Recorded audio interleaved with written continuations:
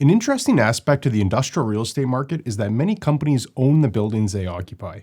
It could be a local machine shop, which owns a small industrial condo, all the way up to a company like Walmart, which owns distribution centers all over the world. And while it's quite common for companies to own their own real estate, it's also common for some of these companies to eventually need access to the equity they have tied up in the property. Perhaps they need the funds for other opportunities, or maybe it would just help with liquidity issues, but for whatever the reason, there are typically two options available. The first option is to refinance the property. If the company doesn't want to incur more debt, however, the second option is to enter into a sale-leaseback agreement where the company sells the property to an investor and simultaneously enters into a lease agreement. I got the idea for this video from a comment on a previous video about why some companies intentionally lease instead of owning. So thanks for the suggestion on this video, as it helps tell the other side of the story. Let's jump into it further. As a quick summary of that previous video, companies choose to lease when they feel they can make a higher return from other investments. In other words, could the company make a better return from investing in machinery, equipment, or inventory, or could they grow their business by expanding into other markets or making acquisitions? But as I mentioned at the end of that video, there are still very valid reasons on why it may make sense to own. Let's start with the scenario where a company directly owns their building. Companies may account for it in different ways, but a common method is to treat it the same way they would any other asset on their books.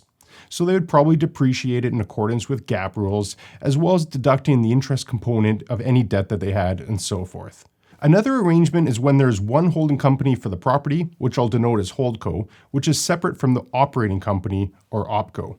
In the most simple example, a single person owns the opco as well as the holdco. The holdco is the landlord, and the opco is the tenant. One major difference between a scenario where the company owns the property and when there's an arm's length arrangement is that the latter will likely result in a lease agreement being entered into. If there's bank financing involved, a lease is actually inevitable. The lease can be simple or elaborate, but for the purposes of this illustration, let's just simplify it as following. Opco agrees to lease the property from holdco on an agreed to set of terms. This could include the lease rate, term of the lease, who pays for operating costs, who's responsible for different things and expenses, as well as options to renew and so forth. Even though there's a contract in place in this scenario, if it's the same owner of the business and the real estate, it won't be difficult to make changes to the lease if needed.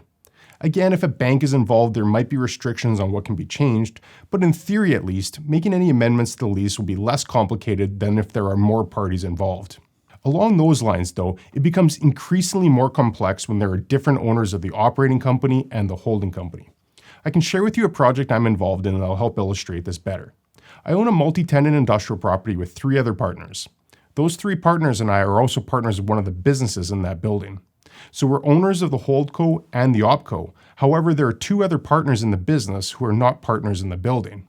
If that sounds complicated, believe me, it is. We're required to wear different hats in this arrangement while simultaneously looking to optimize both investments. We also need to be cognizant of our business partners who are not partners in the real estate. As you can appreciate, a well-thought-out lease becomes imperative the more complex a situation gets. If neither the holdco or the opco plan on changing ownerships, there are strategies on how to structure the financial terms of the lease. One is to optimize tax considerations. This will be unique for each situation, but both the opco and the holdco will be taxed separately, so it makes sense to explore the optimal arrangement in regards to how much tax is being paid in aggregate. The second is to manage cash flow. A potential scenario is when a company is having cash constraints. Perhaps the holdco is willing to accept a lower return in order to help the opco with expenses. Surely this isn't a good long-term strategy, but it can certainly be viable in the short to medium term. The third strategy is to maximize the rental rate for the purposes of increasing the value of the underlying real estate. I'm going to simplify this process by using the cap rate method.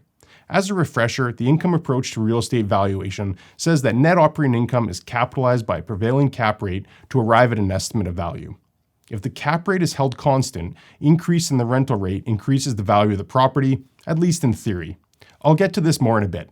This strategy may prove helpful if the company plans to refinance the property or enter into a sale-leaseback agreement down the road. So you can see where this is all heading. What changes is that instead of it now being an arm's length transaction, we're now introducing an outside investor to the equation. And with an outside party now entering the transaction, the amount of scrutiny into the deal also increases. In addition to analyzing the lease itself, an investor still needs to conduct the regular due diligence on the building. This would include doing a building condition assessment and an environmental site assessment. If a lender is involved, they'll likely also require an appraisal. Beyond the property itself, an investor might also do much more sophisticated financial analysis, such as calculating the internal rate of return, net present value, or the cash-on-cash return. The financial modeling can be quite elaborate, but the principle is fairly straightforward. An investor will be willing to pay a price reflective of the rental income and the risk associated with it. Let's unpack that a bit further. If the company only wanted to lease the property back for a short period of time, say 1 or 2 years, then this would not be as attractive to an investor who's looking for more long-term stability. Perhaps the investor is only looking for a short-term lease as they have plans for the building in the future, but those investors are less common than ones looking for longer-term leases. Naturally, any investor will want to fully understand how strong the company is. A Fortune 500 company will be much more likely to continue paying their rent than a small local company with shaky financial statements. Each and every investor will factor this into the value they place on the opportunity.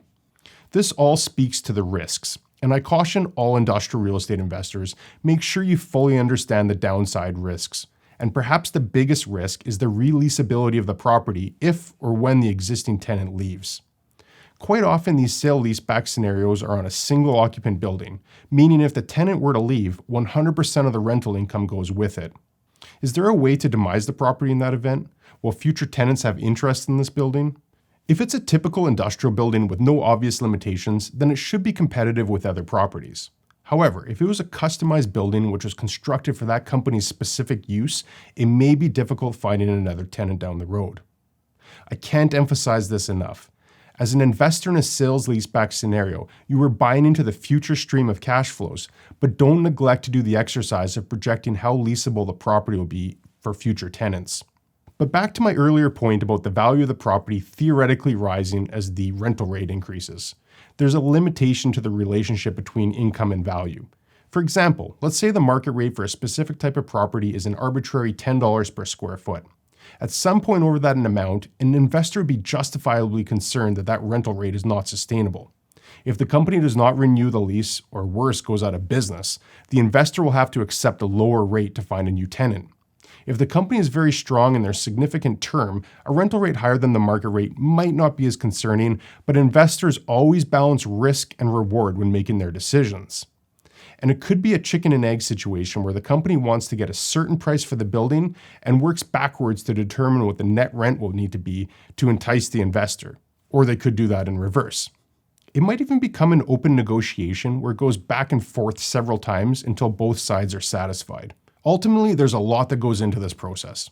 Whether you're a company or an investor looking to do a sale-leaseback, I'd recommend getting your lawyer, accountant, and broker involved as early as possible in the process. I hope this video was helpful, and if it was, please hit that like button. And if I just rambled on and this wasn't helpful, well then smash that dislike button and I'll know I need to change things up. Whichever button you smash, thanks for watching, catch you in the next video. I'm not an accountant, so before you embark on this yourself, speak to an accountant first. I'm not a lawyer either, so make sure your lawyer is involved in the process. If you're wondering what I actually do around here, I'm still trying to figure that out myself.